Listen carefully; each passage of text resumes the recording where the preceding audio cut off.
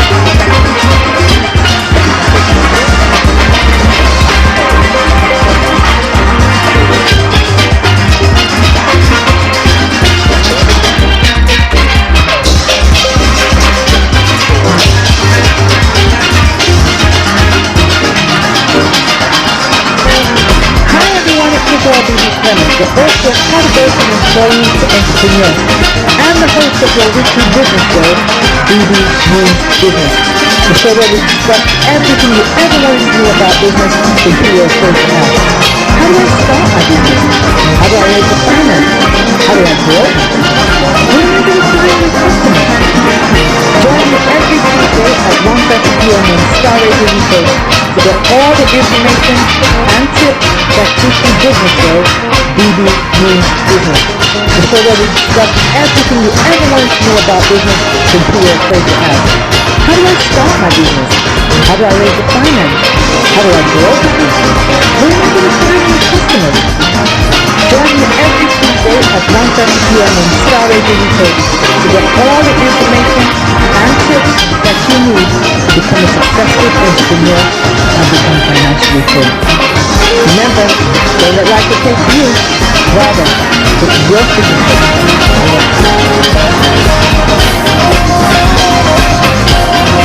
Ready for this? Good afternoon, ladies and gentlemen. Good afternoon. This is Bebe Business Show, your weekly business show on everything and anything to do with business and entrepreneurship. As you know, we like to be able to give you tips and advice, knowledge and expertise on anything and everything in relation to business, with the aim to ensure that you become a wealth creator and in the long term become financially free and create wealth for generations to come. Okay, so I'm your girl, Bebe Clement. I'm the host of the Bebe Means Business Show, and I'm here every week, as you know, to give you all the help that I can in your entrepreneurial journey.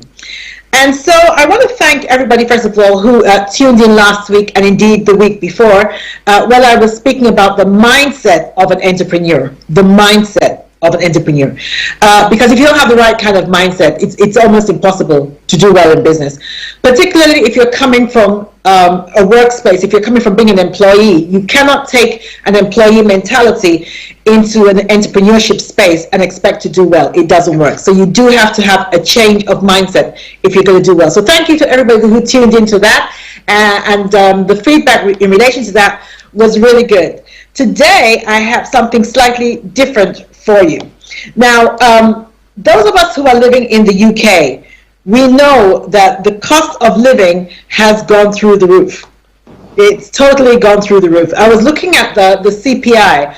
The current CPI is the figures for September is 8.8%, 8.8%, which is just slightly down or slightly above that which we had in August, which was 9.9, and 9.9 is the highest we've had in the last 40 years in the UK.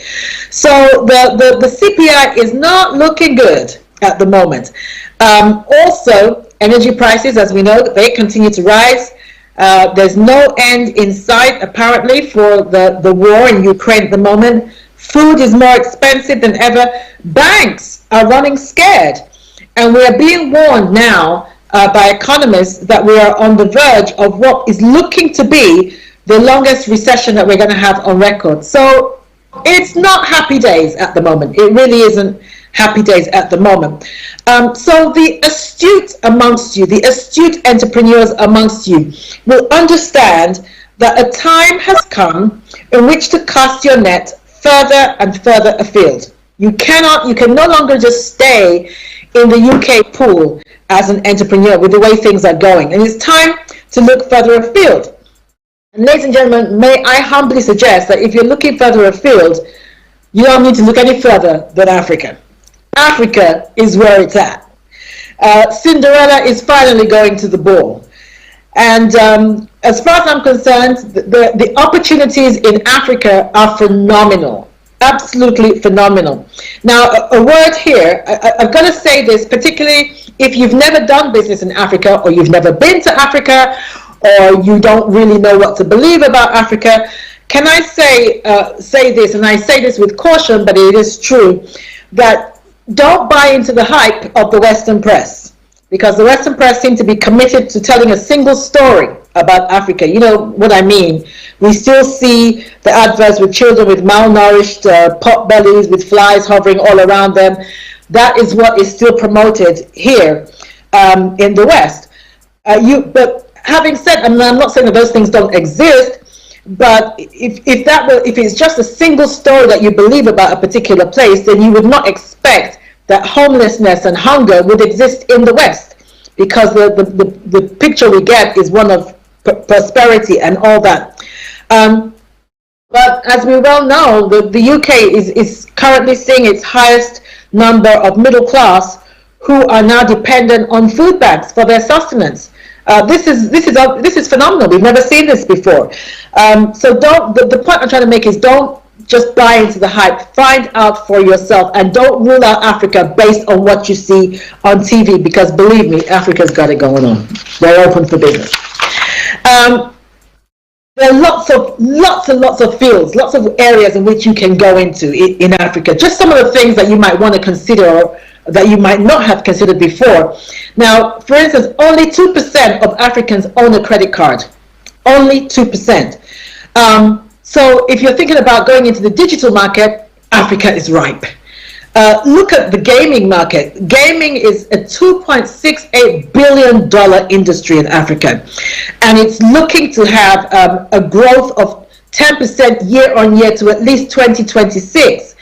The gaming industry in Africa is scaling 5% quicker than global growth. So if it's the gaming industry that you're interested in, Africa is your place to be. And that's just a couple of things. And then when you think about things like labor is cheap in Africa. There is a young population, and this young population are increasingly clued up on global trends. Now, African-based companies are understanding that they can do business Africa-wide. They don't have to stay in their own jurisdiction. They can do this Africa-wide. So there's a lot more collaboration going on. A lot more governments are putting a lot more in place to make it easier for companies to do business Africa-wide. So the sky is indeed the limit. But hold your horses before you rush in. Don't rush in without doing your market research or your homework. Because unlike in the West, and I got to hand it to the West, in the West you have safety nets for practically every area of your life. If you lose your job, you can get state benefit. If your business goes kaput, there are things that the government can do to help you. In Africa, the story is not so. So if you get your fingers burned in Africa badly enough, you may never recover. So just don't go gung-ho into Africa without doing your market research. So today I thought I'd help you. Those of you who are planning to move into Africa or considering it, I thought I'd help you by doing a show titled Doing Business in Africa, The Time Is Now. So that's what the title of today's show is. Doing Business in Africa, The Time Is Now. And to help me and all those of you who are interested in doing that, I've invited two very special guests along to come and speak with you and share their experience about doing business in Africa. They're both doing very well, and they just want to share their experience with you so that you can learn from them. They say that success leaves clues. So let's discover the clues that they're going to leave for us today, so that you don't have to make any mistakes that they might have made. You can avoid all that and make the best out of your opportunities in Africa. So it gives me great pleasure to welcome to the show two people. My first guest is Tunde Oguride, who is the Managing Director, CEO of Just Food Africa, and Oscar Diamonde, who is the MD of Purchase Money, also in Africa. Gentlemen, you are very welcome to the show. Hi, good afternoon. Good afternoon. Hi, Oscar. Hi, thank you. Okay. All right. Okay, so we're going to just talk a little bit about your experience. First of all, let's start with today. Why did you decide to go back? I guess mine was twofold. So I left Nigeria in 1992 for our masters, and then back then there was quite a lot of immigration out of the continent generally, but Nigeria particularly. And my folks were getting older by the time I came back. They already had a business, a school business. I wanted to do something to support that. But most importantly, I came home in that period from 1992 to 2009. I came home every 2 years. And it was quite obvious that, the more I came back, the more there were quite a lot of foreigners that were filling the planes and coming back with me. So that graduates, I thought, you know what?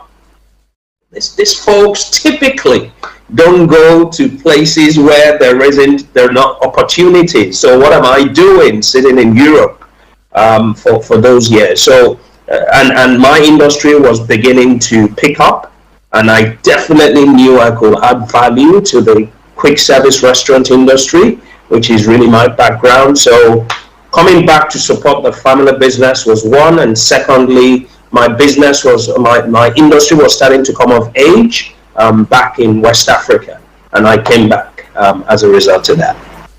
Okay, now it's interesting that you'd say that. I have the same experience whenever I go to Africa. I'd say about a good 60%, if not more, of the people in the plane with me are from the West. They're Caucasian, and they're from the West. So just like you said, they're not stupid. So there's a reason why they're going there. And I say this for those of us who own Africa, but are seemingly afraid to go and do anything there. While you are afraid, others are taking opportunity of your absence and filling the gaps that you should fill. Oscar, what's your story? Right, thank you. For me, first of all, I have to say, when I first left Africa to go to Europe, I went straight to the UK. It's not like I planned never to come back, but in the back of my head, it was like, I don't know if I will come back. Because for me, all the opportunities, everything going on, everyone around us was, they have to go, in the West. So I stayed there. I stayed there altogether for over 20 years and a bit more. But when each time I was coming back on holiday or something, I mean, there are those opportunities. There are some opportunities that you see, and you ask yourself, how come the people here don't see this? How come, for you, it's just obvious that, look, you can make money out of it instead of, staying there and being hungry and all that. So the more I kept coming, it was like, no, we need to do something. Over there, in the West, we've gone there, true, but it's not our, we have the nationalities and everything, but it's not our place. We can do something about our own place. And my uncle once said something that I think he is right. He said, if you empty Africa of all the Africans, take them to the West, and you take the Westerners, the European, and bring them to Africa, we'll still immigrate here and get visa to come back to the land that used to belong to us. Wow. Yeah. He said that, and and it looks like, I think he's right though. He's right, because they are coming here. They are actually, like Tony was saying, and you were saying, you get on the plane to come on holiday, 60%, if not more, are Caucasian. Yeah. And in those 60%, maybe you only have 10% that are coming for holidays. So they live here. They're doing business here. They went on holiday or they went somewhere, and they're coming back. They feel home, and they are successful. You look at them; it's rare that you will see any of them being in a very pitiful situation in Africa. But we have everything here. So there's something that we need to do. We just need to find the right way to do it, if I can say so. We just have to find, there's a lot of opportunities. Just find, do your market research, and I think we'll be good. Good. Okay. Now, Tunde, you're in Nigeria. Oscar, where are you? In Ivory Coast. Okay, you're in Ivory Coast. Okay, guys. So just so that you are aware, they're in different parts of Africa, so their experiences will be slightly different. But I just thought that would be good to give you a more rounded view of Africa. So we've started with the call, so to speak, to go home and do something. It's interesting what you said, Oscar, that you go home and you see what others perceive as problems. You see the opportunities, and I think that's one of the advantages that those of us who have lived in the West have. We see through different eyes. That's the bottom line. We see through different eyes. We see as things could be, as opposed to how they are. But I think as entrepreneurs, that is what entrepreneurs do. They see opportunities in problems. That is your job, to provide solutions and to meet needs. As an entrepreneur, that is your job. So if you're looking to do that, then Africa is a good place for you to be. All right, now I want to talk about the transition a little bit. I want to talk about the transition. Now, you've spoken about how you guys were both coming and going a little bit, and then each time you went, you kind of left a little bit of you behind until finally you ended up there.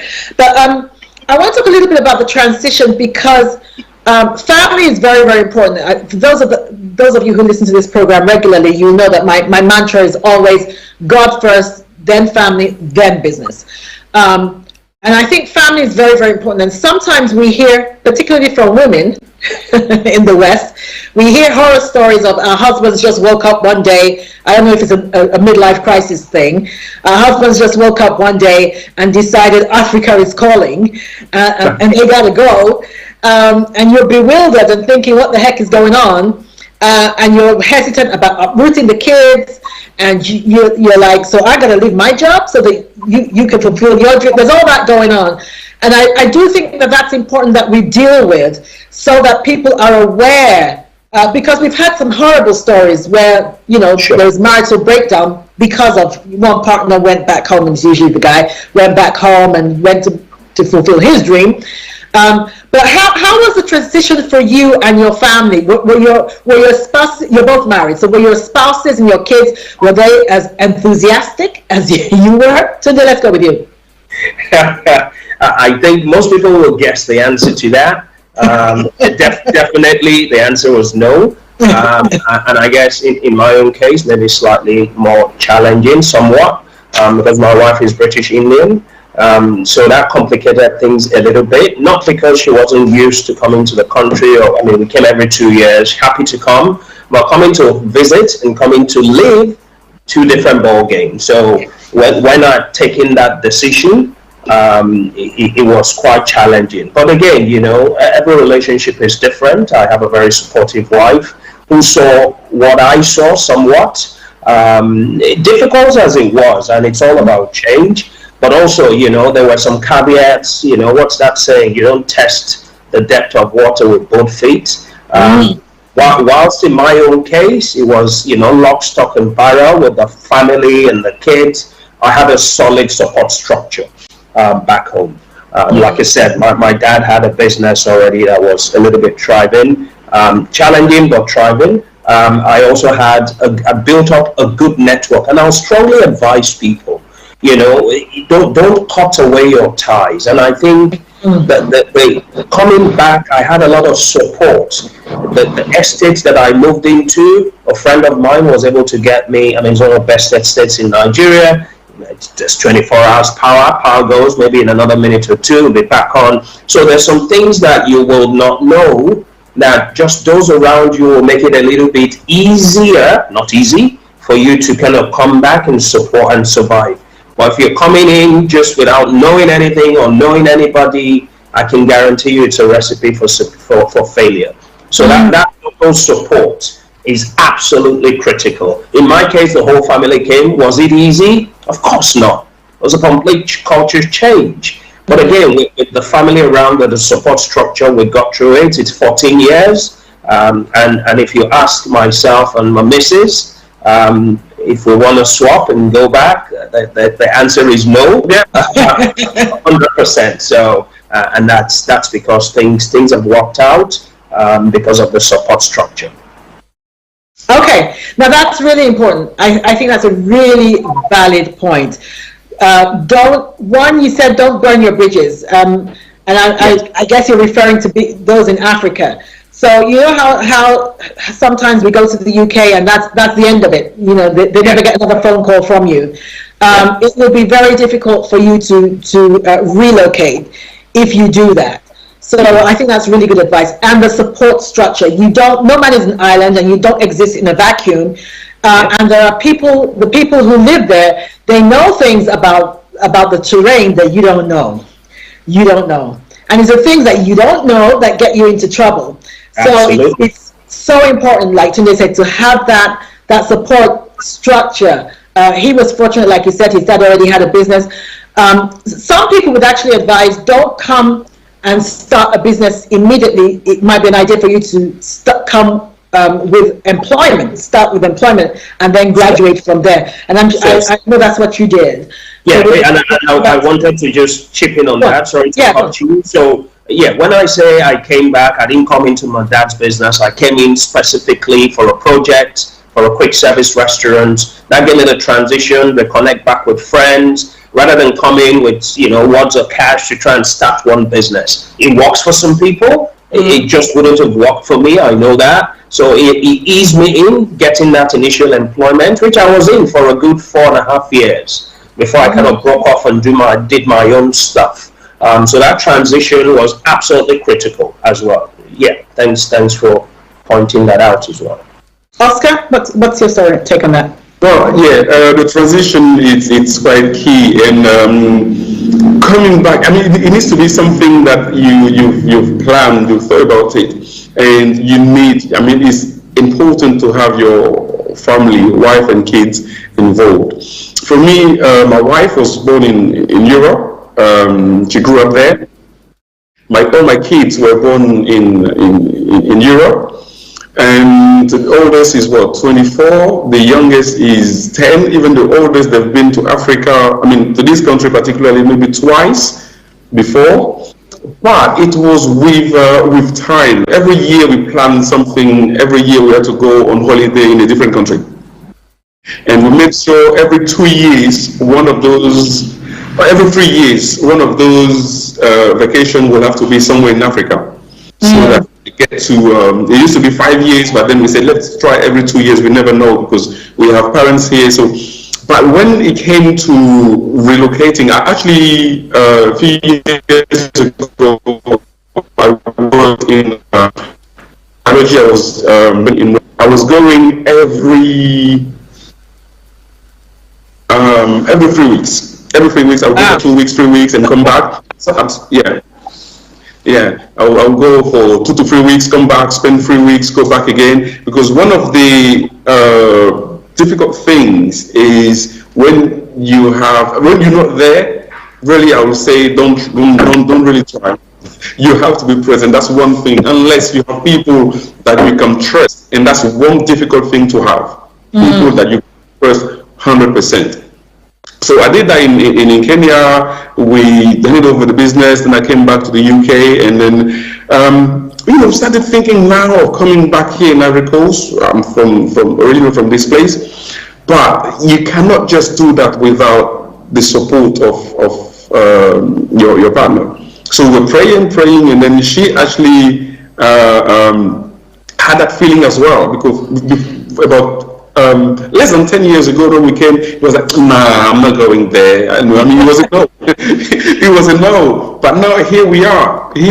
And one thing that we did, particularly for the kids, because that's a completely strange area for them, was to make sure they are in a British school with the British curriculum and everything. Another thing that we did, all the furnitures we had in London, we put everything on the boat to come. So when you come here, there's a brother that came from London, and everything is just like we decorated exactly like the same. Yeah, the same furniture, the same TV, we brought everything. So when we home, they feel like, we still in. Yeah. So we still created that environment, but for business, you have, like Tunde was saying, you need to have the right connection. You need to have people. You cannot just come by yourself and start something. No, it will be difficult, because the fact that we've been on the other side for so long, the same way we see opportunities where they don't see opportunities, there's a lot of things that we don't understand that they understand, and it becomes a blockage for us, because we don't understand the system at all. We don't understand how to go about things, and they do. So it's important to have those people that you can trust, those people that can guide you through, I would say, the system. Yeah, so true. So true.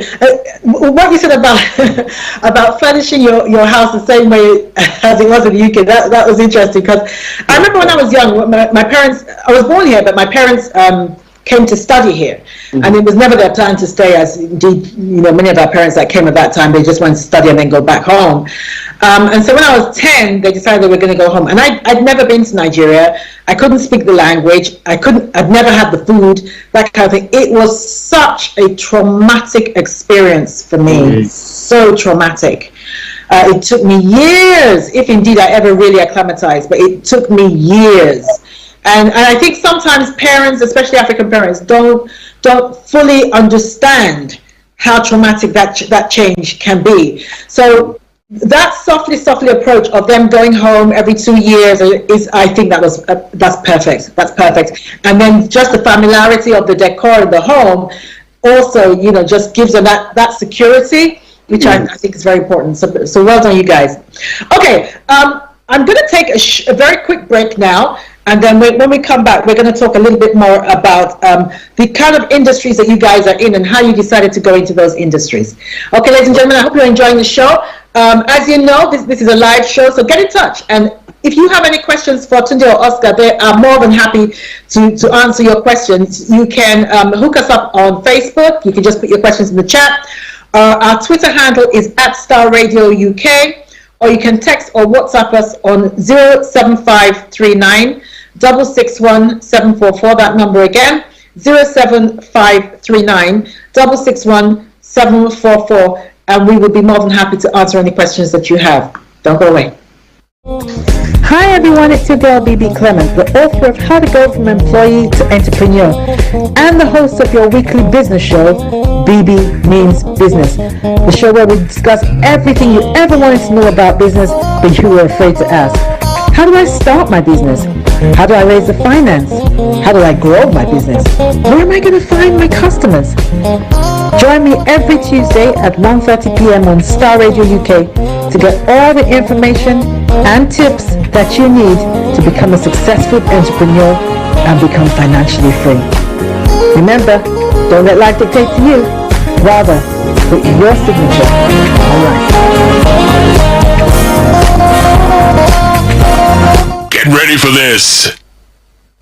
Okay, guys, welcome back. It's your girl, Bebe Clement, and you are tuned into the Bebe Means Business Show, the show where you come and get all your advice, tips, and expertise in relation to business and entrepreneurship. And today we are talking about doing business in Africa. The time is now. The time is now. Don't delay. Africa is open for business.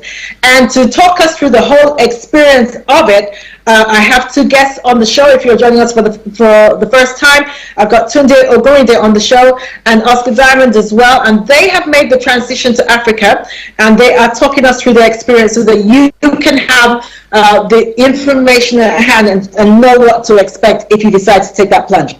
Okay, guys, so first I want to talk a little bit about the industries that you are in, or the industries that you went into.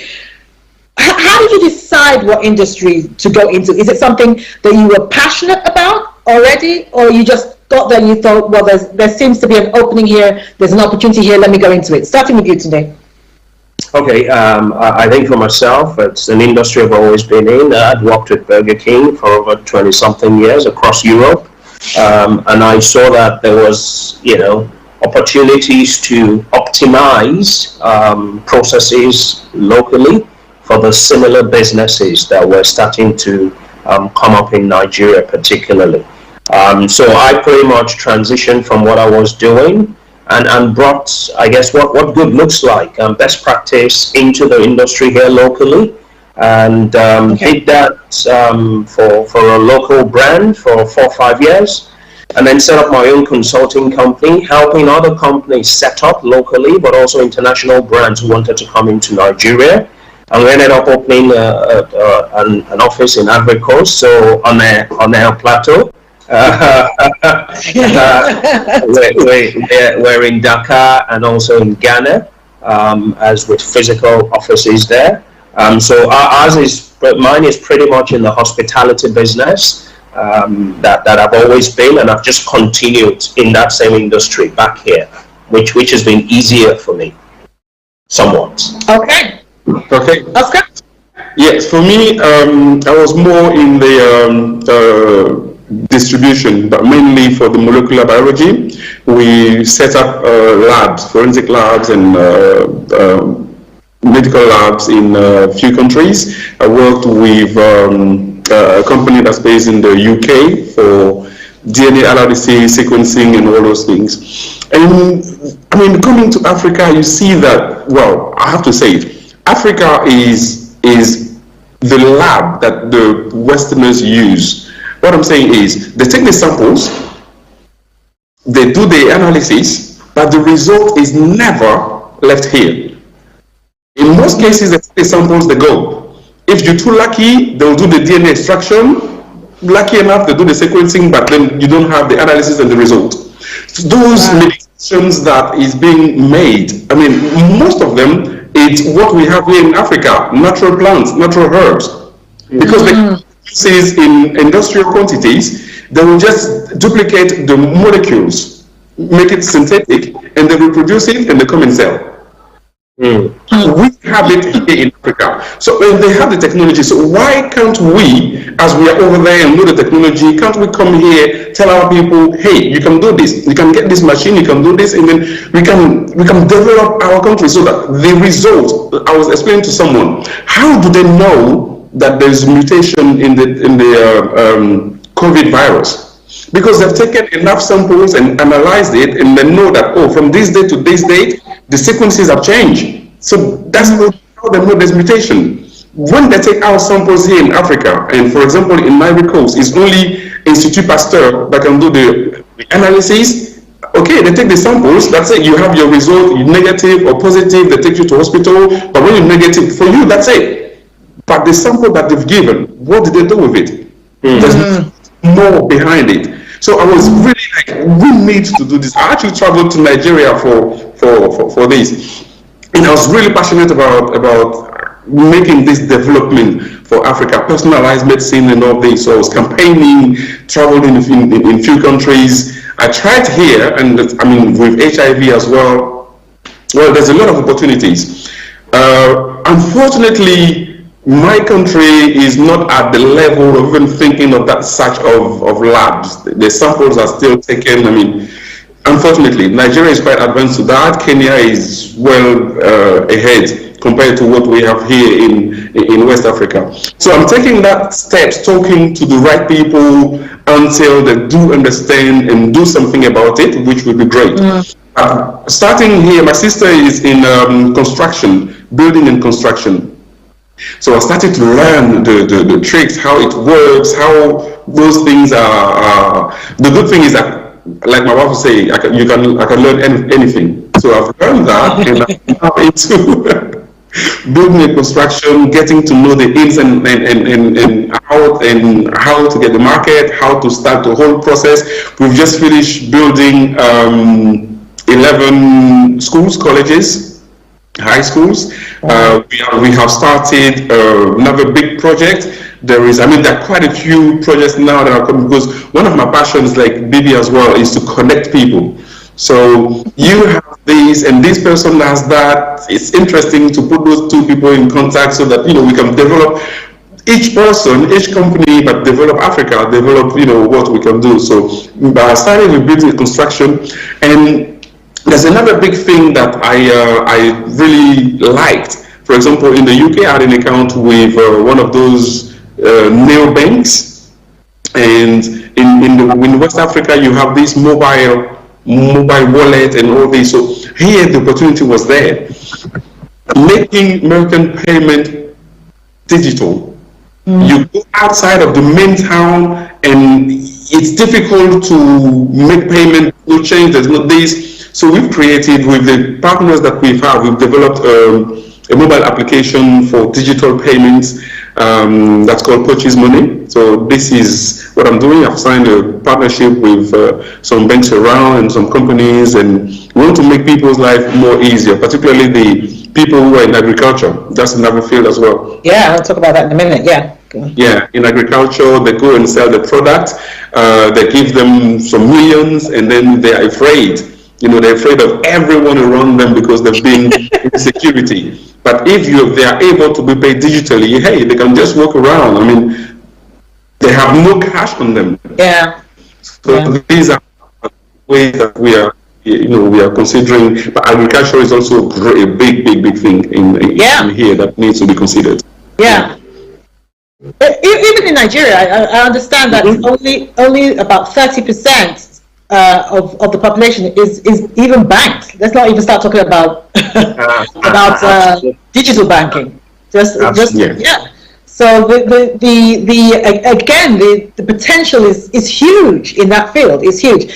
I want to talk about, like you mentioned, it's good that you mentioned agriculture, because I want to talk a little bit about that. A couple of weeks ago, we had Dr. Remy Banjoku, I know both of you know him. We had him on the show, and he was talking about the work that he's doing in Rwanda, and it was so exciting to hear what he's been able to do in through Kavajuru farms in Rwanda. Agriculture is something I'm passionate about. I'm not a farmer, but I'm very passionate about it. One, because one of the things that economists are warning us about is on the horizon is a potential global food shortage. That's one. And I don't know if you've been watching Bill Gates, but that man, his father didn't raise no fool. So in America, he's currently the largest single owner of farmland in America. He has been very quietly buying up farmland behind the scenes for the last 10 years. And he's now the single highest owner of farmland in America. Not everybody's happy about that, and I can understand why. But the point is, the guy is an entrepreneur. He understands the market. He knows why he's doing that. We in Africa need to take note about things like that. Another reason why I'm passionate about this is because particularly Nigerian youth, we have got to get them away from this mentality of overnight success. This short-term mentality of making the quick buck. We got to get them away from that. And when I speak to the youth, I do a lot of training sessions in Nigeria. When I speak to them, they all want to be in oil and gas. They all want to be in oil and gas. They don't know anything about oil and gas, but they all want to be in oil and gas because they see it as an overnight success phenomenon for their life. and they don't look at things like agriculture. They don't see that, yes, it might take you longer to make it in agriculture, but it's more sustainable. It's more sustainable. So let's talk a little bit about agriculture. I know that today you had some experience with greenhouse farming. Tell us a little bit about that. Yes, it was actually myself and Dr. Banjoko as well. Oh, okay. Okay. So, and since Oscar also knows Doctor, as I now know, the collaboration hopefully will continue. So yes, we went into greenhouse farming. Look, here let's deal with just facts, or certainly facts as I see them. The amount of food that goes to waste post-harvest, certainly in Nigeria, is certainly as a minimum over 50%. So that in itself is screaming for some level of creativity, innovation, and just it's screaming loud to say there's a massive, everybody eats. So and fortunately, one of the other things that haven't been back for a while that we've been able to do, apart from going into farming and trying to process produce into modern trade supermarkets and also into converting them into things, juices and all that, there are several young folks who are now trying to do that. So to your point, yes, there are quite a lot who want the overnight success, but I've also been fortunate to meet some very young, smart kids. I saw a product yesterday called Loom, chocolate made in Nigeria. There's Luscious chocolate, there's Utterly Yum. There are tons of brands. And what we're also now trying to do, for those of us who are getting a bit on, we're trying to put an investment pack together where, we look at our expertise, we put a fund together, people who are putting their small change in, and we almost do not a private equity, but some sort of an investment with returns over 5 years, but not just giving money, but also mentoring to make sure that the money is used wisely and that there's some results. It's an investment at the end of the day. So we're also looking at that for people who are already in the food, beverage, and agricultural space. Huge amount of waste, huge opportunities. It is a sector that I've been in all my life. And what you can do with those is phenomenal because everybody's going to eat or drink something every day. Whether it's peanuts that you're talking about, processing it into peanut butter, exporting it. I had a demand last week for somebody who wanted to, not a demand, a request. Can they help export African foods to United Arab Emirates? And they just gave me a carte blanche. Just find fast-moving consumer goods because a lot of Africans have emigrated, but they can't get their food abroad as well. Wow. So that's another opportunity. You come here, you get into a small business, you help them scale up, and then you buy the products off them, and then you export. So the food space for me, the agri space, the whole value chain, it is probably, I would say, the biggest opportunity. Tech is doing well. But you can add tech to a Greek as well. You can add tech to anything. So I think for me it's an exciting area, and I'm sure next time I'm in Abidjan, I will catch up with Oscar, and we'll try and do some other stuff locally across the markets. Yeah. Great. It's interesting that we're talking about collaboration here because. To be honest, there is no other way in which we're going to make it now. It's going to be connection, collaboration, community. That's my new catchphrase: connection, collaboration, community. That's the way we got to look at business now. Whether you are in Africa, whether you're in the UK, we got to connect and move together as a formidable force. If we're going to be taken seriously in the marketplace, that's the only way we can do it. So that your girl is not left out of the business. The investment opportunities. Don't forget me. don't worry about that. I can have a group of investors straight away today. So you talk about that there's a local brewery making craft beers in Lagos. Right. And they're doing absolutely phenomenal. And they're looking at fundraising, a Series A fundraise. And again, the ingredients are local, sorghum. So 60-70% of the ingredients are local. So that's what you get. These opportunities are here, and then so there you go. I won't forget, baby. I won't. When you were saying about the amount of waste it's almost criminal. When I think about even something as simple as tomatoes, I remember seeing lorry loads of tomatoes wasting on the road, rotting. And you just think, man, can somebody not make this into paste? Because we actually import paste with all those tomatoes. We're importing paste. Are you kidding me? Sorry, I was in Nigeria a few years ago with a friend, and he was telling me that some of his partners wanted to implant a factory to transform tomatoes. The reason why they didn't, I think they went ahead with the project, but then the factory was just left not running because there were not enough tomato production in Nigeria to make the factory fully functioning. Wow. Yeah. There were not enough production in Nigeria. We are in Ivory Coast. When you see Nigeria as a giant of Africa, you see that, there was not but you see the land that is not used. It's the same. In Ivory Coast, we import onions. In Ivory Coast, you can eat your mango and throw that seed somewhere, come back few weeks, few months, and then you have a tree. Everything grows in Africa, in this western part, everything grows. And we have one African president going to see Putin to beg for seed. Let's not even go there. An hour is not enough. Yes. Agriculture. But there's this economist that I met, Bruno Roche. He was one of the member of the think tank for the G7. And he said this. He said, everyone is worried about the economy, worried about recession, worried about economic crisis. And he said, God will protect what is his, what he created. Man will try to protect what he created. Pounds, dollars, yen, man created. So there will always be a crisis around it. But the land will never fail you. God created it. It will always produce. And we have it here in Africa. We have it here. I think there's so much to do when it comes to production and most importantly to transform it. That's the biggest part of it. Not only we don't produce enough, but we lose 50% of the little that we have produced because there's no roads and there's no way to transform it nearby where it's been produced. So the opportunity in agriculture is huge, is massive. So I think that's an area that many people can consider.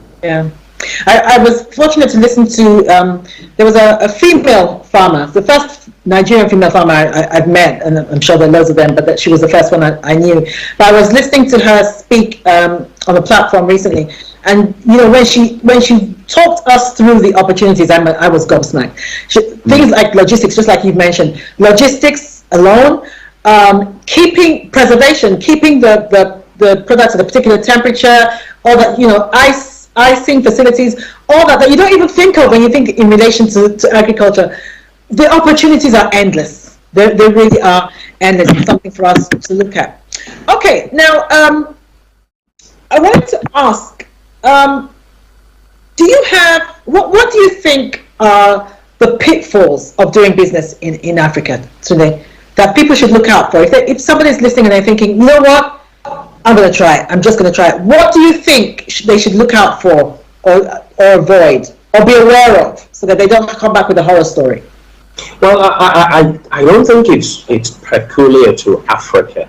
I think it's global. It's just picking the right partners and the right people around you.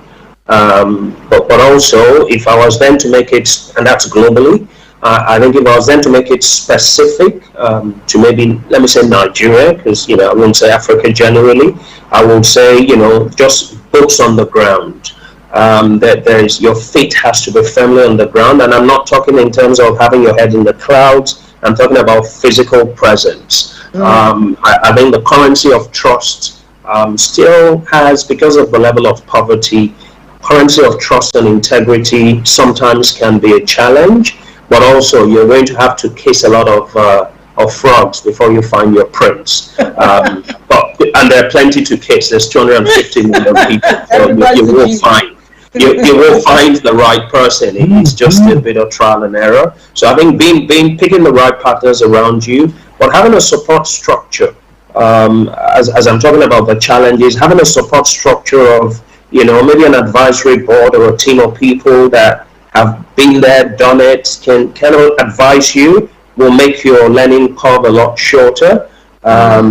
Because I think a lot of people go at it for the fear of, I don't want to share my idea with people. They may take the idea and run away, or just that whole trust factor.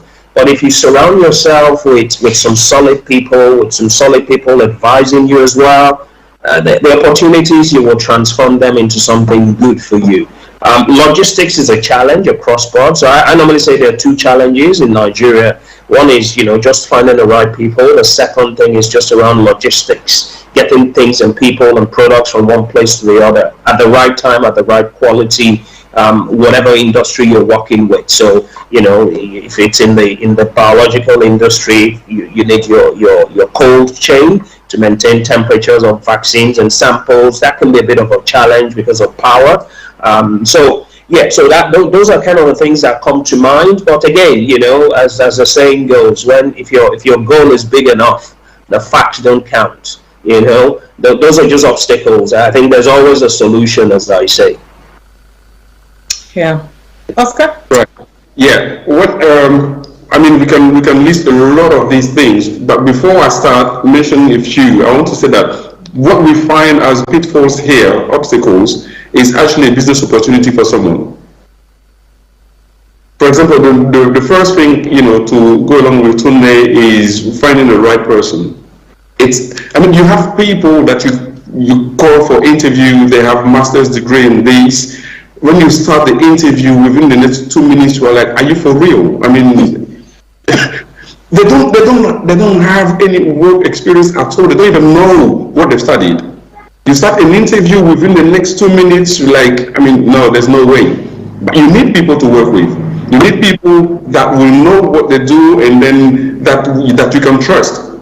It's difficult to find. There's many. There are. It's not that there's no such people. There are, but it's difficult to find. So, for example, with Sonia, my wife, because she's a banker from background, but also a professional career development. So she created a consultancy firm. She selects people, properly selects them, trains them. So, for example, for some of the employees, instead of spending time trying to find those people, I get a consultant. So she found that niche, which is an obstacle for me to find someone that we can trust. So I put my trust in a company. The company knows they have to perform. Yeah. So they send me someone that will not perform to the level that I expect. Yeah. So in that way, I will find a solution there, because trust me, it's difficult. And here particularly, they all know what to do. They know everything. Yeah, they know everything. Then you give them the job, they don't know. There's one guy in the assistant construction company, an engineer with over 10 years experience as an engineer in building and construction. We sent him on a mission because there was a new contract that we were to do for the Americans. He can't even write a report.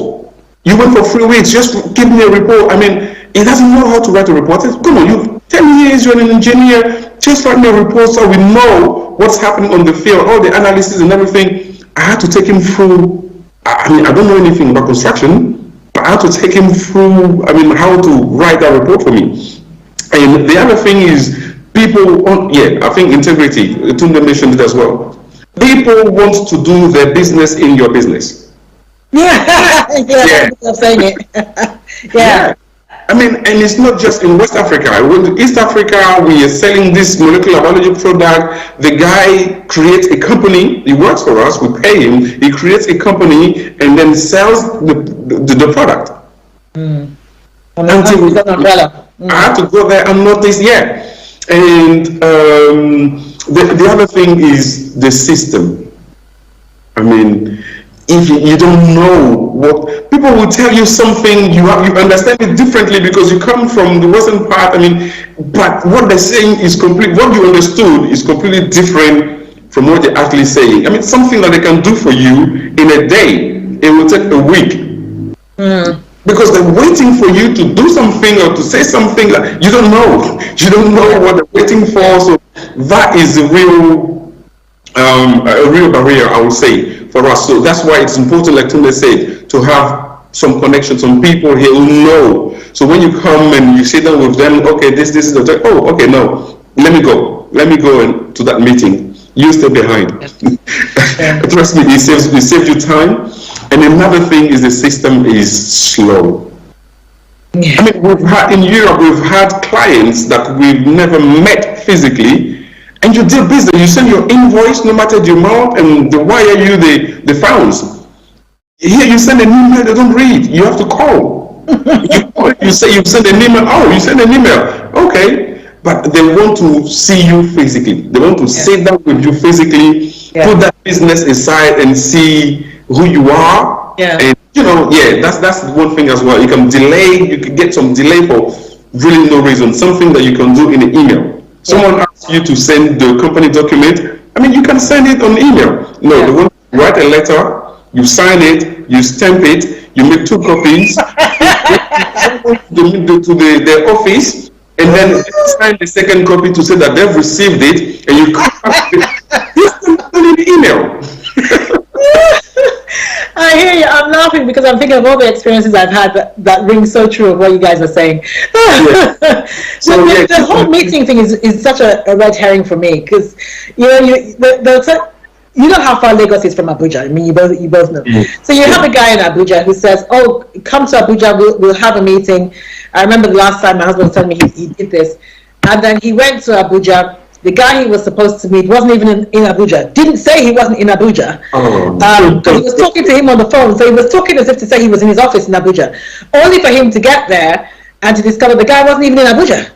And then he was on his way back, but being on his way back was still going to take like another 4 or 5 hours. And then when he finally got back, he decided he wasn't going to come to the office after all, so could my husband come and meet him somewhere? I mean, you just think, seriously?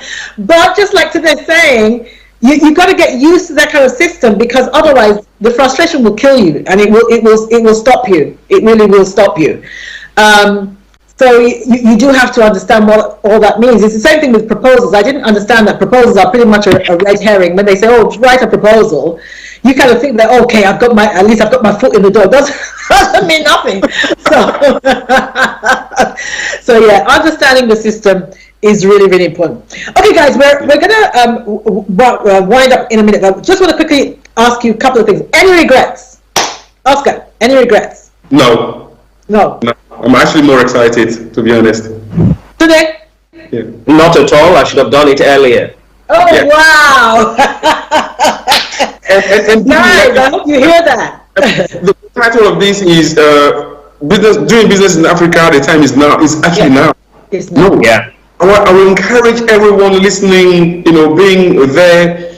It's now. It really is now. It really, really is now. We felt it when we left. We left a year ago. It's now, because after COVID, the UK were going to be hit, and it's happening. Yeah. Then you have Ukraine, and it's not finished. So the time really is now. It is now. Yeah. Okay, guys. So if you're listening and you wanted that extra nudge, you've been thinking about it and dilly-dallying, and you needed that extra nudge, you've heard it from the guys now. The time is now. Don't wait. The time is now. Okay, today, tell us a little bit about Just Foods. Where can we find you? Okay, we're on all the social media platforms. You find us as Just Food West Africa. But we have an office in Lagos, which is the head office. And then we have physical offices in Ghana, in Plateau, in Abidjan, and in Dakar. But we're also registered to do business in Cameroon, in Guinea, and in Sierra Leone. So our scope is around West Africa, principally. Our business is really around ice cream, everything to do with ice cream, but also we do equipment installation. So Burger King's entry into the market, all the equipment installation we did and servicing. So equipment providing, consulting for businesses in terms of the food space, the full agri value chain. So that's what we do. But you'll find us on all social media platforms, Just Food West Africa. Okay. I noticed you didn't mention the cocktails, and that's all I'm waiting for. Anytime I think about cocktails, Yes, we do. So the food beverage. So we do cocktails, mocktails. We do also, apart from cocktails and mocktail, ice cream is our biggest product. We have the first non-dairy ice cream, I believe, in West Africa, but I don't want to lay claim to that. So it's soya based. A lot of Africans have a lot of lactose intolerance. Product is called Just Delight. You'll find it in most modern trade, but we're looking to get it to Ivory Coast in Ghana and Senegal. But we're working through that. Maybe production out of Ghana, which is closer, to come across. But yeah, so cocktails, mocktails, ice cream in a tub, but also ice cream powder. We've also created a local ice cream powder to reduce the cost of the price of the ice cream locally. So we have an imported one, but we have a locally blended product as well that we make and produce here locally. Yes. Well done. Thank you well for done that. you. Well done. Yeah. Oscar? Yeah, for me, well, besides the building part, which we do mainly with government and other institutions, is purchase money. Purchase money, it's mobile wallet. Okay. One thing with this mobile wallet is, for example, here in this country, if you want to send money to someone's bank account, if it's not the same bank, it will take you at least 3 days. Oh, wow. Yeah. With our wallet, you can get from bank A to the wallet, and then from our wallet to bank B, and it can be done instantly. Wow. So, yeah. So instead of 3 days, you can do it within the minute. Within a minute, and then you have the normal wallet things: deposit, transfer of cash, and withdrawal, but most importantly, making merchant payment possible and being able to pay clients, like someone selling his cocoa or coffee, the producers, or tomatoes. It goes to the buyers, and the buyers will pay them on the wallet. Wow. This is Well done you. Well done you. Talk about seeing a problem and solving it. Well done you. Yeah. Gentlemen, I can't thank you enough for your presence and your time. I know how busy you both are. On behalf of my listeners, I just want to say thank you. I'm so grateful to God that you guys have made a success of what you're doing. Thank you for sharing your tips and your advice. Thank you. And letting us know where we can find you on social media. That's great, so that those listening can do that if they want to. Tunde, I'm expecting that call, so you don't forget your girl. And and Oscar, when those government contracts start coming, I'm here. Don't leave me here. Don't leave me hanging, guys. Ladies and gentlemen, thank you so much for tuning in again. I'm so grateful for your time. I'm going to be here again same time next week. As I always say, don't let life dictate to you. Rather put your signature on life. Go have a great week and make some money. Bye-bye. We'll catch up with Tunde when he's in Abidjan. Yeah, definitely. All right, take care. Bye-bye. Okay. Hi everyone, it's your girl Bebe Clement, the author of How to Go from Employee to Entrepreneur and the host of your weekly business show, Bebe Means Business, the show where we